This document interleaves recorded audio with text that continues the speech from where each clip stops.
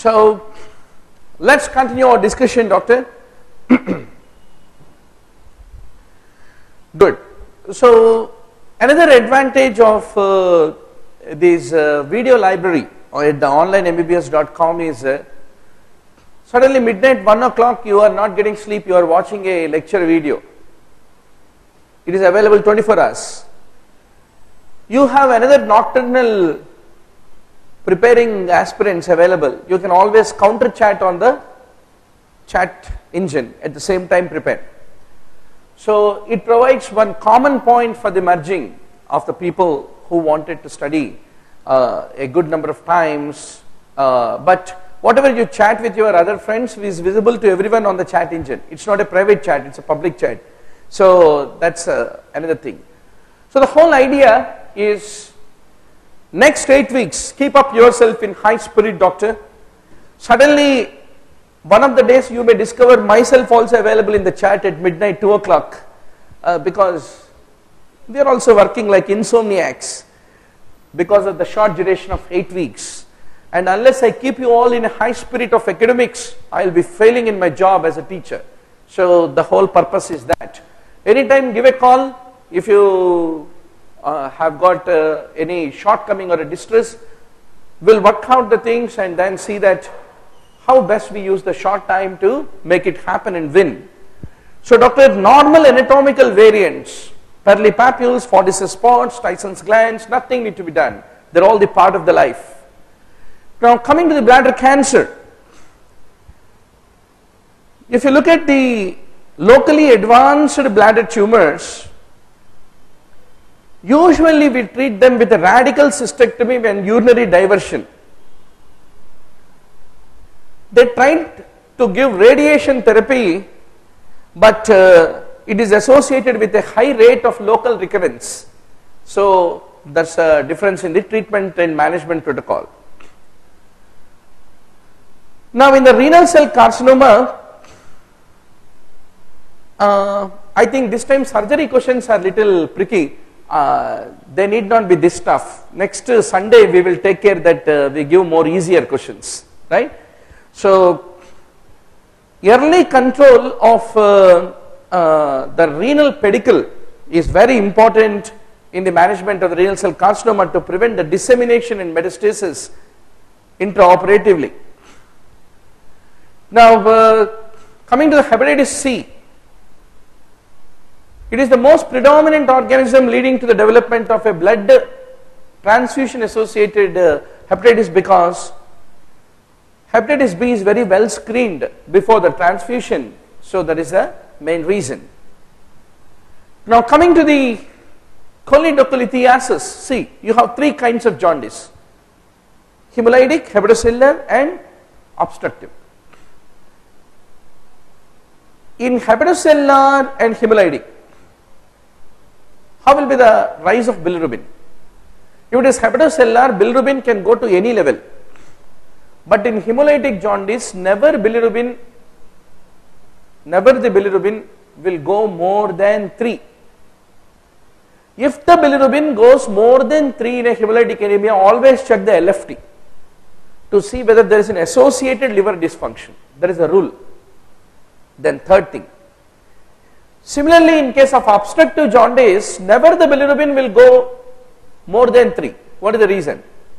Because in obstructive jaundice, both bilirubin, conjugated bilirubin will rise, bile salts also will increase. What these bile salts will do is, they will increase the dialysability of the conjugated bilirubin into the urine. Got my point? Bilirubin, conjugated bilirubin can be lost into urine. Bilirubinuria can occur, unlike unconjugated. In obstructive jaundice, not only bilirubin rises, bile salts also will increase, and this increased bile salts will make that excess bilirubin to be lost into urine. They increase the dialysability of the bilirubin into the urine. Hence bilirubin will rise, but it will plateau. It won't rise further in case of obstructive jaundice. Got my point? Never in hemolytic anemia bilirubin rises more than 3. And in obstructive jaundice also it won't rise because of the concomitant rise of the bile salts. Only in hepatocellular jaundice it can rise. That is what you have to ultimately remember, doctor. Now coming to the extrahepatic bile duct cancer, cholangiography is very important basically to evaluate the patients to know whether it is in a resectable stage or not is what need to be remembered. Now whenever you have a extrahepatic biliary cancer, bile duct cancer, what is the main operative challenge? Resectability is the challenge because that will invade the portal vein, hepatic artery, etc., etc.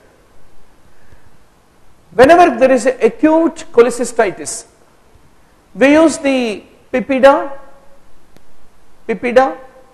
and HIDA, radionuclide scintigraphy, in order to make a very early diagnosis of cholecystitis is what need to be understood. Nulliparity is a risk for the development of the breast cancer. Now, if you look at the invasive lobular carcinoma, it is the one which is often associated very often with bilaterality of the breast cancer is what need to be remembered. Cystosarcoma phyllodes. Do you want to do a axillary lymph node dissection? It's not required. So I leave to you the literature as to what is the management protocol of cystosarcoma phyllodes.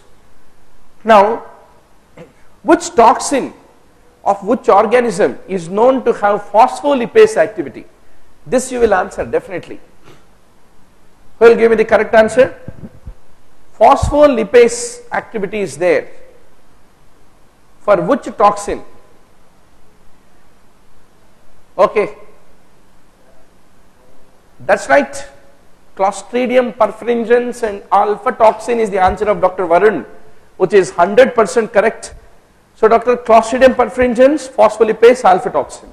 Streptococcus inverse, Streptococcus pyogenes, and it will degrade the cell membrane. Now, coming to the breast cancer, a ductal carcinoma in situ has got a significant risk of development of an invasive ductal carcinoma in the same quadrant of the same breast as that of the initial lesion is the true statement. And you can treat conservatively a ductal carcinoma in situ is what need to be understood. Now coming to the dumping syndrome, diarrhea is not always a part of the dumping syndrome. It is only found in the early part of the dumping syndrome. Only in the early days of the dumping syndrome alone is what need to be remembered. Now coming to the gastric lymphomas, do you want to wait for the histology report to come and say that it is lymphoma, then only do you want to resect? Without any preoperative diagnosis also you can be able to do an exploratory laparotomy, identify gastric lymphoma and could be able to resect it. Now coming to the transplantation of the liver. If you look at the liver transplantation, one of the challenges is it is a thrombosis of the hepatic artery which lead to the transplant failure, and it is more common in the case of the pediatric population than in the adults. And the thrombosis of the hepatic artery lead to a very rapid liver failure which can be fatal. Generally within 36 to 72 hours is the time where this complication need to be anticipated whenever there is a transplant reject. Middle colic artery is a branch of which vessel? Very, very basic question. Ileocolic, right colic, middle colic, they are all supramesenteric artery. And the left colon is supplied mainly by the inframesenteric artery is what you are going to ultimately remember.